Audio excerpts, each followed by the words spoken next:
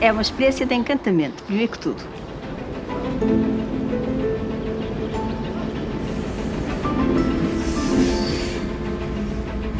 Quem leu, por exemplo, A Cidade e as Serras e vê aquela descrição que o Eça de Queiroz faz, só consegue, acho eu, na minha opinião, percebê-la se um dia conseguir entrar em Portugal por esta linha.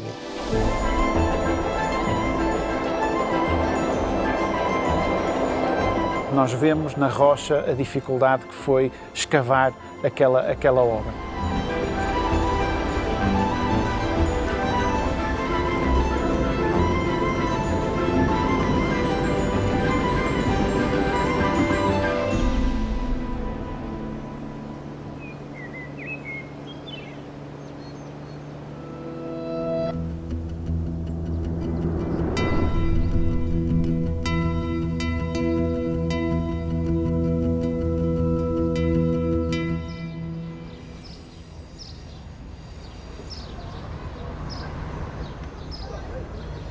Na primeira linha, primeira plataforma, dará entrada o comboio interregional que procede de Pocinho com destino a Porto São Bento.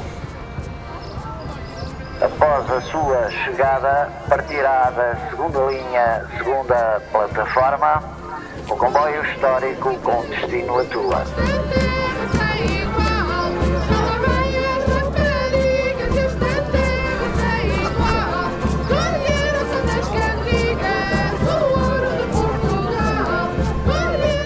E que vinham muitas iguais a esta. Carruagens de madeira. Uma locomotiva do tempo da Primeira Guerra Mundial e 37 quilómetros para percorrer rumo à altura. A viagem do comboio histórico do Douro vai começar.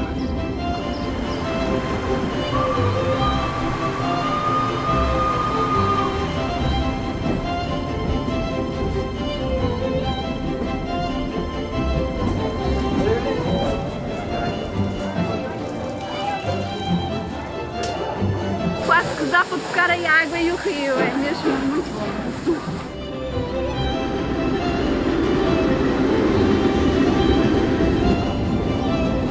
Ficamos no rio, a navegar no rio, e agora estamos aqui em terra num comboio histórico. É uma viagem no tempo e foi maravilhoso. Todos os verões, o vapor volta ao Douro, como que a recordar as épicas viagens que Eça de Queiroz descrevia na Cidade e as Serras. Mas hoje o fumo já não provém da queima de carvão. Em 2013, a CP adaptou este monstro de ferro de 98 toneladas ao gasóleo, mais fácil de abastecer. Mas ainda assim são necessárias pelo menos 4 horas para preparar a locomotiva para a viagem. Temos a locomotiva, que é para a água ir aquecer gradualmente. Temos uma caldeira que tem uma média de 4 mil litros de ar, tem que ferver, né? Que é para começar a ver a polpa subir, e enquanto ela vai aquecendo gradualmente para evitar avarias, porque há dilatações, né? Há dilatações, nós começamos a fazer a lubrificação em volta. Encher as caixas de eixos, encher as caixas de lubrificação, as bielas, porque aqui funciona, digamos que assim de uma maneira mais simples, ferro com ferro. Não há rolamentos. O eixo tem uma caixa onde leva lubrificação com chumaceiras, em que o eixo ao rodar vai apanhando o óleo para evitar desgaste. Fraga Paulo é um dos poucos maquinistas em Portugal autorizados a conduzir locomotivas a vapor. Ele e mais 3 colegas irão a bordo deste cavalo de ferro oferecido a Portugal pela Alemanha como indemnização da Primeira Guerra Mundial. A água cai com a gravidade, o vapor bate na água e empurra para dentro da caldeira. Você pode exemplificar, se quiser. Abre a água, cai com a gravidade, deixa-me confirmar. Vamos lá. E agora abre. E a água está entrando na caldeira.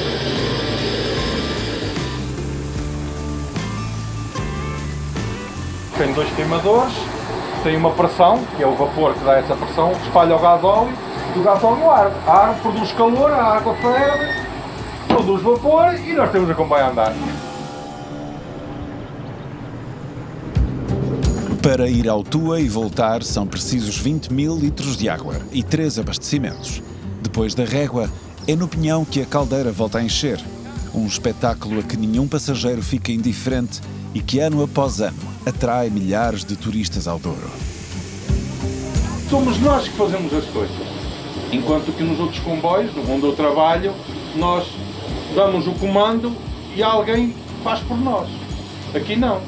Nós é que se queremos mais 1 quilómetro, damos mais um bocadinho ao graduador, queremos mais vapor, poupamos mais no inversor, ou queremos mais vapor, damos mais gasóleo, temos que controlar a água, porque é para haver vapor, sem água não há vapor. O controle do homem é que faz com que isto tenha o seu encanto.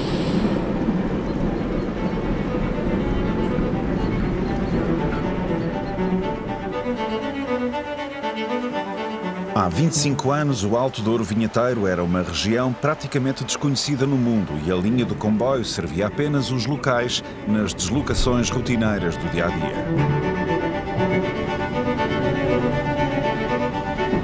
Mas em 2001, a Unesco integrou o Douro na lista de Património Mundial e a revolução aconteceu. A linha Douro, de repente, e sem darmos por ela, tinha muita gente a querer visitar a região. Era a única maneira de visitar a região. E as coisas aconteceram naturalmente. O que está a acontecer na linha de Douro é natural.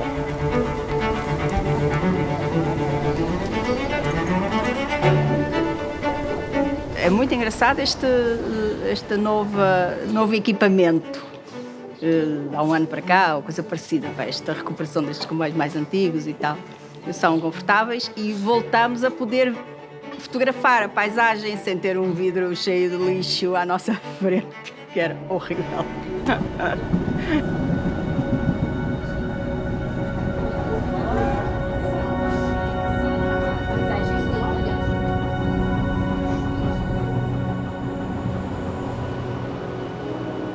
Nous visitons la vallée du Douro depuis ce matin. Très joli pays, le Portugal. On se régale. Le soleil, le vin, la bière. Et le bacalhau. Et le bacalhau. Le bacalhau. Bacalhau. Avec les fritas. Et le Douro? Et le Douro, très très joli. Le Douro, regardez.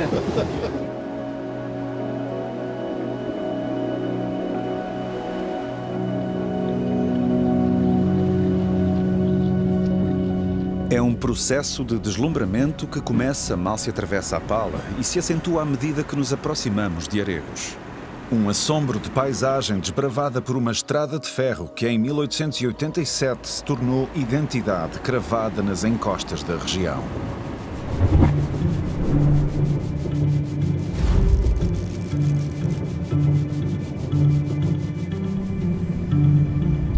A linha do Douro é uma obra de uma dificuldade brutal. Temos 38 pontes, 34 túneis, um deles com 1.620 metros e, portanto, foi um desafio brutal, mas que é verdadeiramente uma obra ímpar na engenharia portuguesa e também mundial. A construção da linha do Douro foi duríssima e essa é a mesma razão pela qual podemos fazer a comparação entre a vinha e a linha. Por um lado, a orografia acidentada do terreno, por outro lado, o excesso do clima tornaram a construção da linha férrea digamos, uma obra heroica.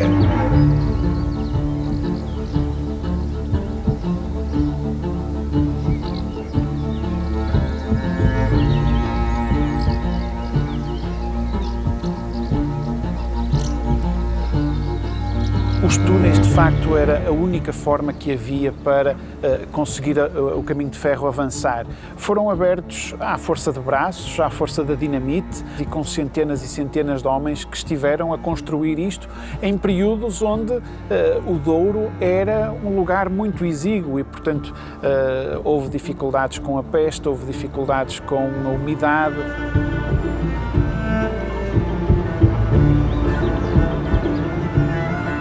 Num rasgo visionário, a Companhia do Minho e Douro decidiu registar em película a dureza, mas também o encanto da construção da linha.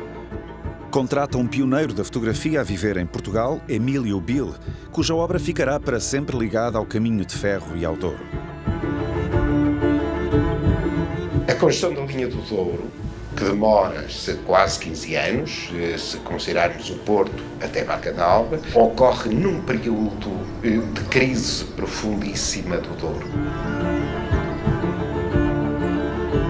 Não nos podemos esquecer que, a partir dos anos 60, inicia-se o processo de destruição da vinha do Douro por um inseto minúsculo invisível que é a filoxera, e quando o caminho de ferro é finalmente construído, o Douro está exangue porque a produção de vinhos é muito baixa com a destruição provocada pela filoxera.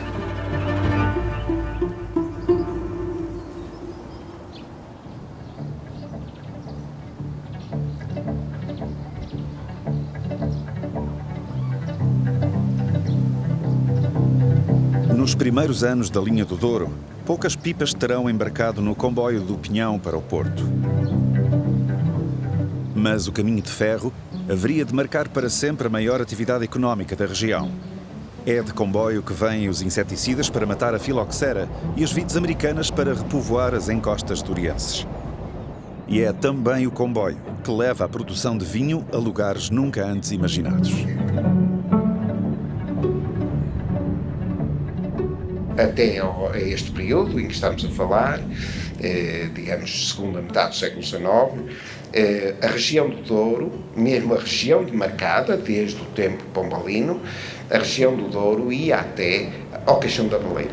E, portanto, podemos dizer que é o caminho de ferro que cria a região atual, incluindo, portanto, o Douro Superior, que hoje é a maior sub-região vitícola do Douro.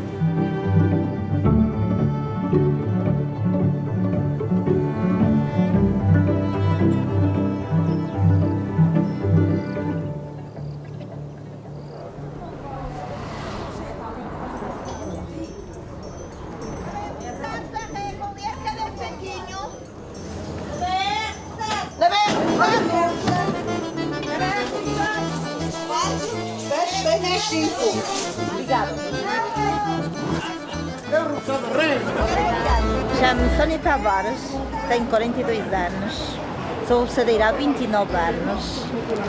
E está sempre aqui? Sempre no largo da estação, seja verão, seja inverno.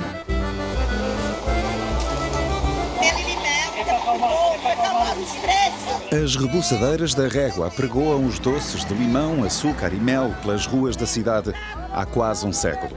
Mas com o turismo a crescer nas últimas décadas, é nas docas e na estação que as encontramos. Eu já aprendi que a minha mãe, ela oferece rebuçados, oferece. Oh mãe, tenho vergonha. Anda lá, oferece. Ela dizia, eu também dizia.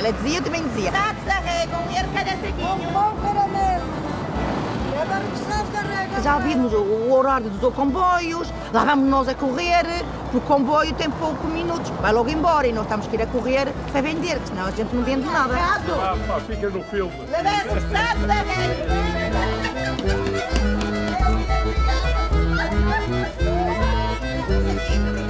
Foi quando eles fazem greve, isto aqui parece um deserto, parece uma quinta autêntica.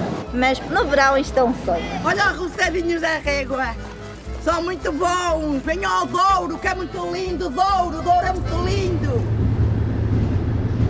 O turismo é hoje uma das principais componentes que vai alimentando a linha do Douro, mas nós não podemos esquecer que estamos numa região onde existem muitas cidades, algumas vilas com grande população. Temos a cidade da Régua, são cerca de 20 mil pessoas que habitam na cidade da Régua, temos a Vila do Pinhão e depois todo um conjunto de aglomerados populacionais que se vai desenvolvendo ao longo do vale e que está a menos de 10, 15 minutos da estação ou de uma estação mais próxima. Eu próprio fiz o meu ensino secundário todo na Régua, com viagens diárias de comboio, não são mais do que 25 minutos.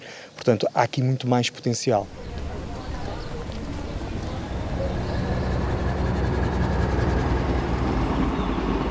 A linha do Douro é uma linha bonita, só que precisava de obras. Que isto no inverno é um caos. Eu estou esse fim de semana, vou para baixo, para Famalicão, isto até ali embaixo, até o Marco, é complicado. Estou estou-me a lembrar de um artigo do Camilo Castelo Branco, por exemplo, a defender a construção do caminho de ferro do Porto à Régua, em que ele diz que numa situação em que os transportes do Douro são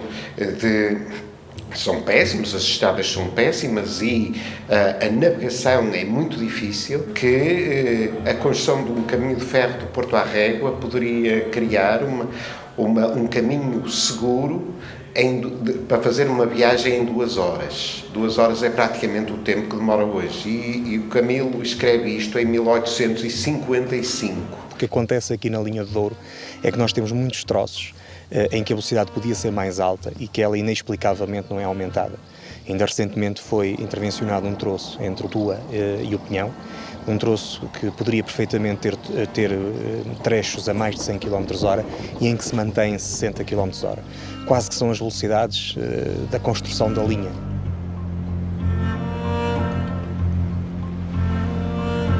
O Douro é uma das zonas de maior produção de energia hidroelétrica nacional e, no entanto, a linha está a demorar décadas a ser eletrificada.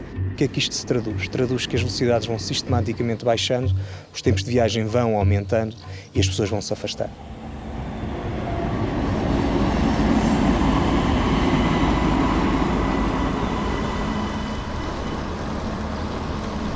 Ao ponto quilométrico 59, o Marco de Canaveses separa 2 realidades da linha do Douro.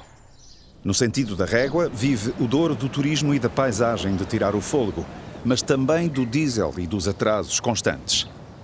Mas do Porto até aqui, existe um Douro urbano, eletrificado e mais pontual.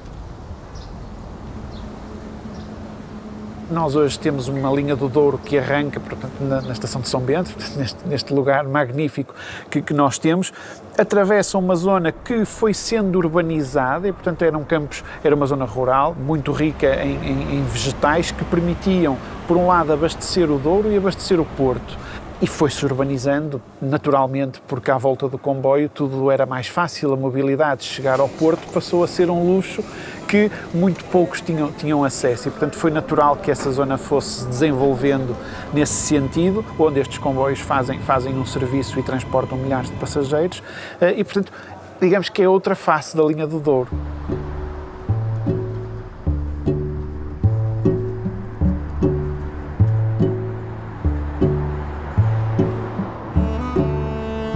De vez em quando venho aqui espreitar as horas ou ver se chega alguém com quem pretenda falar. Fosse a sua casa mais perto da linha do comboio e a porta da rua daria para o carril. Dona Irene vive ao pé da estação de Sete há várias décadas e, tal como os vizinhos, viu o caminho de ferro e a cidade crescerem entrelaçados. Eu comprei em Solteira e na CP diziam-me que eu não podia fazer obras porque em qualquer momento, se a casa tivesse que ir abaixo, que não me pagariam o que eu gastei. Mas eu arrisquei e gosto de viver aqui. Às vezes perguntam-me a que horas é o comboio? Ai, não sei. Porque eu não os ouço. E quando quero saber o horário, depois com a minha idade também, não fixo agora grandes coisas.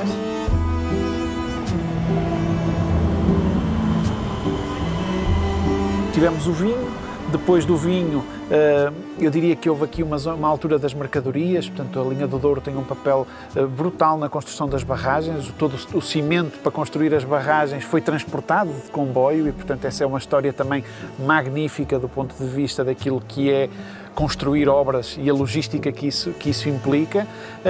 Terminada essa parte, ficou a parte urbana e ficou a parte do turismo e da paisagem, não é?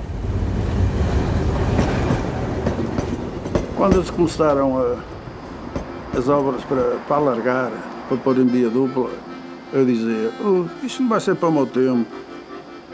Felizmente já está. Também quando começaram a eletrificar, eu também dizia, eu não vou chegar lá. Ainda cá estou e o serviço está feito. Fala-se, agora se vai ser assim ou não, não sei. Bom também começar as obras de eletrificação do Marco até à Régua. Será? Será para o meu tempo? Já são 66. Vamos ver. Deus assim o dirá.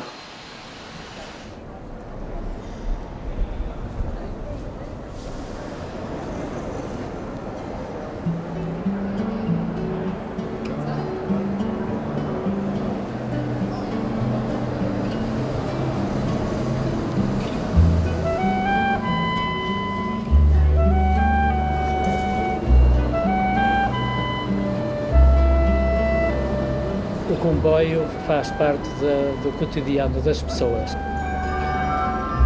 Ser maquinista é o primeiro a chegar à estação, ver pessoas que iriam embarcar no comboio, passado um bocado ver as pessoas que saíam do comboio, sermos úteis a uma sociedade.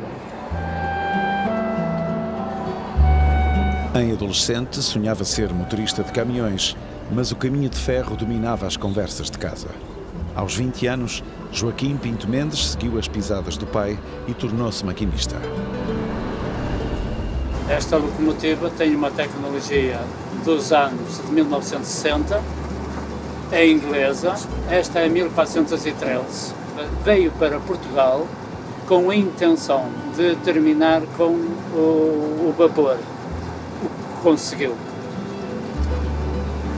Conduzi muita vez estas locomotivas, tanto na linha do Minho como na linha do Douro, Porto Pocinho, Porto Monção, mas a linha do Douro para mim foi sempre a minha querida, que é a linha onde eu moro e nunca me cansei das paisagens da linha do Douro.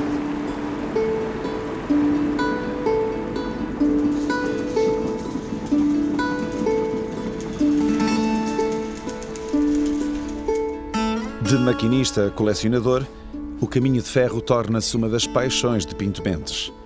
Em 15 anos de trabalho como maquinista, aprendeu a conduzir 20 locomotivas e automotoras diferentes. Foram mais de 60 semanas a estudar para ficar apto a percorrer as estradas de ferro.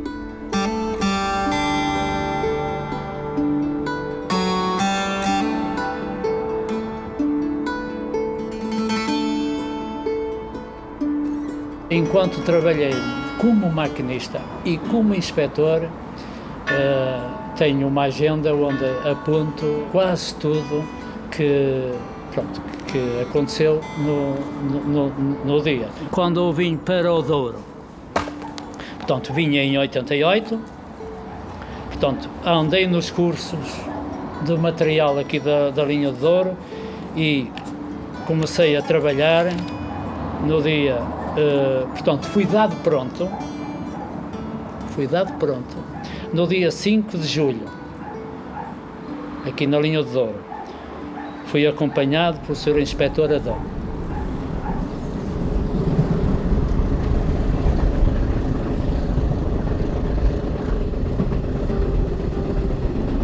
Eu, quando saía de casa, saía para 2 dias ou a quase 2 noites fora de casa. Por exemplo, eu saí de casa à segunda-feira, sabia que ia dormir, por exemplo, em Régua, Pocinho ou até no Tua. E qual era a nossa família? Eram os nossos amigos que viajavam nos comboios, o maquinista, o condutor e os revisores. Dormíamos em quartos de 2 e 3, onde dormia a tripulação do comboio, dormia o maquinista, o condutor e o revisor. Portanto, era a família.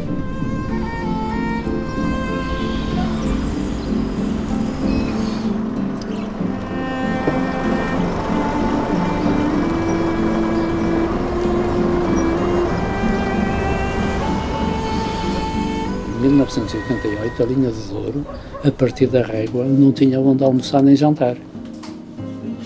Eu, para jantar e para almoçar, ou tinha que levar confeccionado de casa, ou então tinha que confeccionar por lá.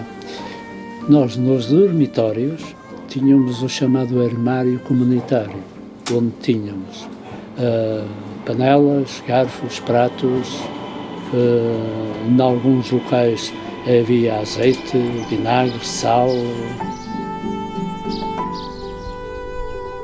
A responsabilidade de um maquinista é notável. São os carris que conduzem o comboio, mas é o maquinista que o comanda. Nunca posso ultrapassar o tipo de marcha de comboio. Se o tipo de marcha de comboio é 100, eu nunca posso ultrapassar 100. Mesmo que a locomotiva que eu vá conduzir seja de 220. E se as carruagens que eu levo atrás sejam de 180. Se a folha de marcha diz-me que a marcha é de 100, eu nunca poderei ultrapassar aquela velocidade.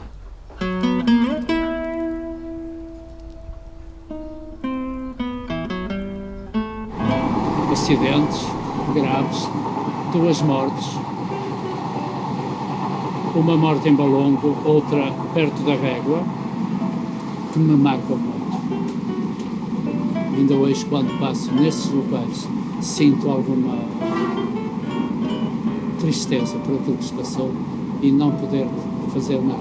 Mas pronto, a vida do maquinista é esta.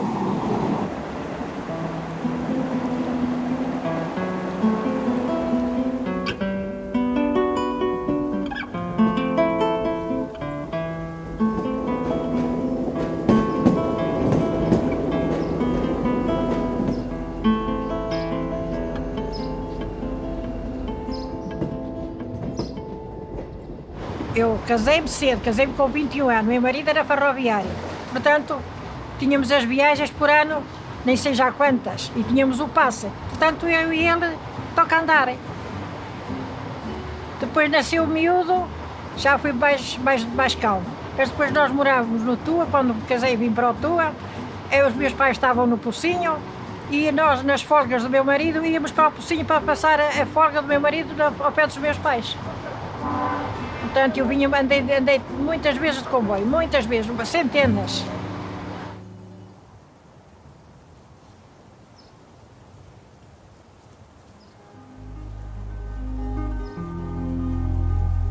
Ao ponto quilométrico 172, a linha do Douro faz-se mais curta que há 130 anos.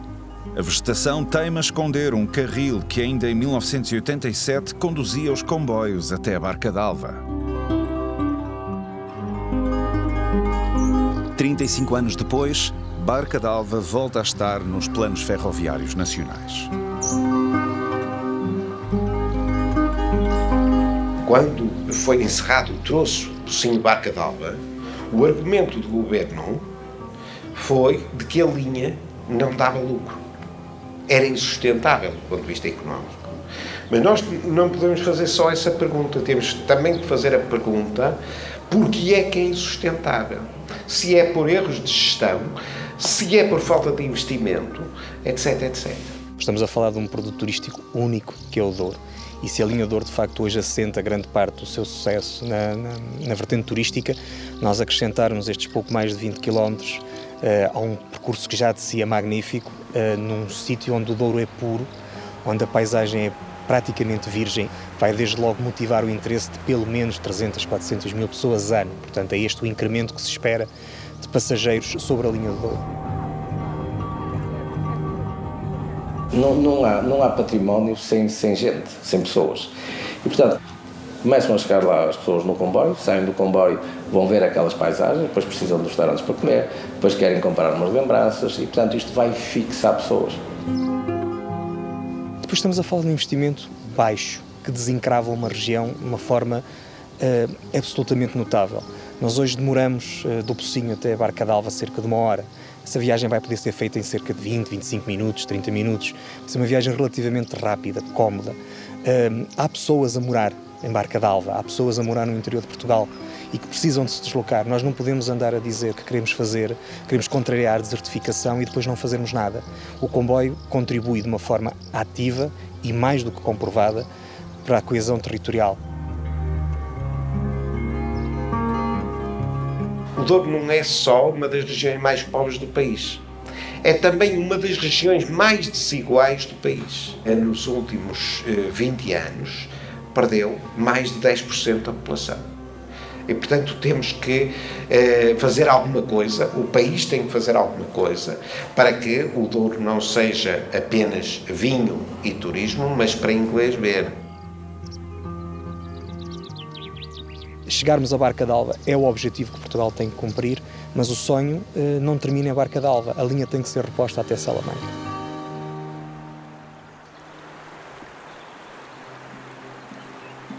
Hoje só os mais corajosos se aventuram a caminhar nesta ponte ferroviária desativada. Mas por aqui já passaram comboios internacionais que uniam Portugal à Espanha.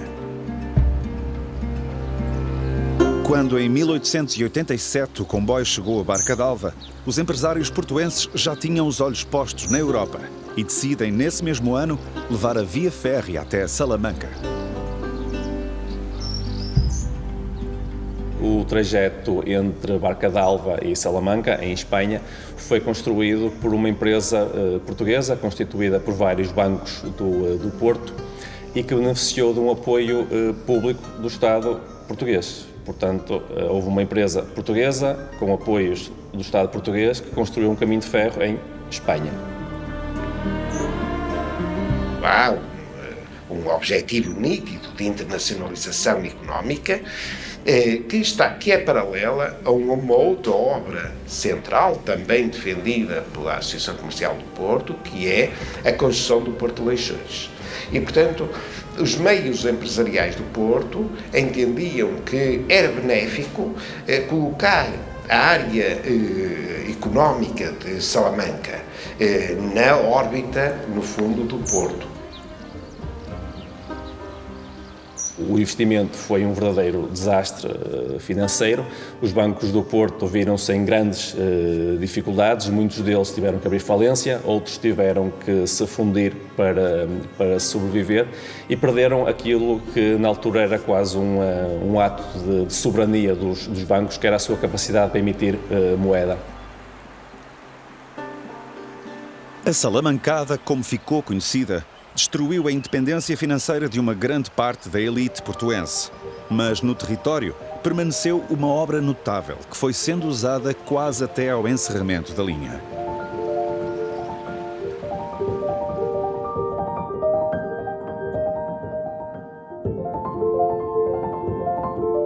Contudo, o mundo mudou e o turismo trouxe uma nova dimensão à região.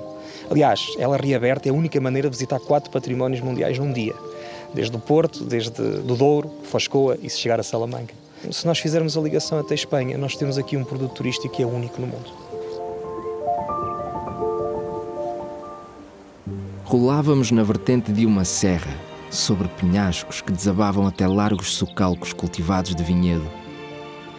Embaixo, numa esplanada, branquejava uma casa nobre, de opulento repouso, com a capelinha muito caiada entre um laranjal maduro. Pelo rio, onde a água turva e tarda nem se quebrava contra as rochas, descia, com a vela cheia, um barco lento carregado de pipas. Para além, outros socalcos, de um verde pálido de reseda, com oliveiras apoucadas pela amplidão dos montes, subiam até outras penedias que se embebiam, todas brancas e assoalhadas, na fina abundância do azul. Jacinto acariciava os pelos corredios do bigode. O Douro, hein? É interessante, tem grandeza. Mas agora é que eu estou com uma fome, Zé Fernandes.